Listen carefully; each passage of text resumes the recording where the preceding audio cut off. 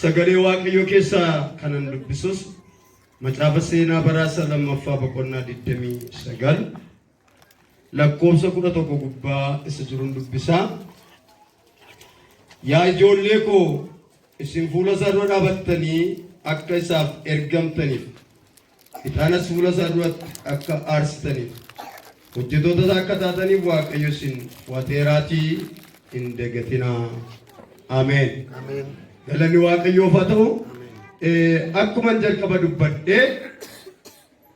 jalqaba dubbadhee obboloonni keenya baay'ee itti dadhabanii BCD qopheeffataniiru.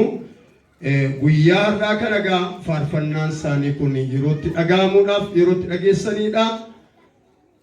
Faarfannaa isaanii kanaaf obboloota keenya guyyaa har'aa jalqabee faarfannaan isaanii kun hojii gaarii akka hojjetu dhaloota ga'u biratti gurrab ga'u biratti namaf ga'u biratti hidhaa hiikee kadhatu fayyisee kadhatu isaanillee ittiin akka eebbifaman bara baraan mana Waaqayyoo keessa akka jiraatan Waaqayyoof akka hojjetan maqaa abbaatiif kan ilmaatti kan hafuura qulqulluutti Waaqayyo tokkoon isaan eebbiseera. Ameen. Akka keessa walitti buusaa amantoonni galateeffata Waaqayyoo. Amma gara fuula keessanitti fuula isaanii achi deeffatu kanattaan sinee yerootti keekii itti muramutu jira.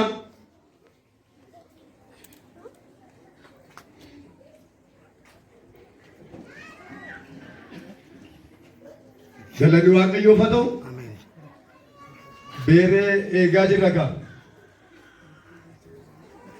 Yoo hundallee wal ga'uu baate warra fuula kana du'aa nama gaarii yaada. Seerri keekiidha akkasuma yaada. Egaa inni sammaa miti.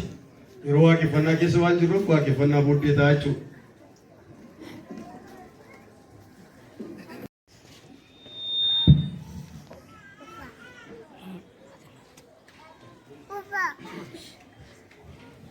Maanguddoonni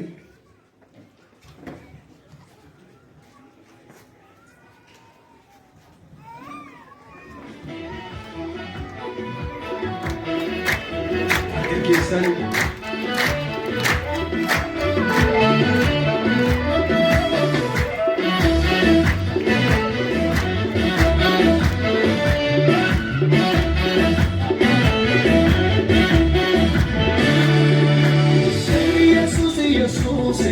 Jesús se llama Najalari Tiambeta Tintakwa Egisi Arkatena Gamba Egala Karasi Wage Patai Gagara Kiya Sijala Aga Kesa Walimusa Karasi Wage Patai Gagara Kiya Sijala Mudan Samir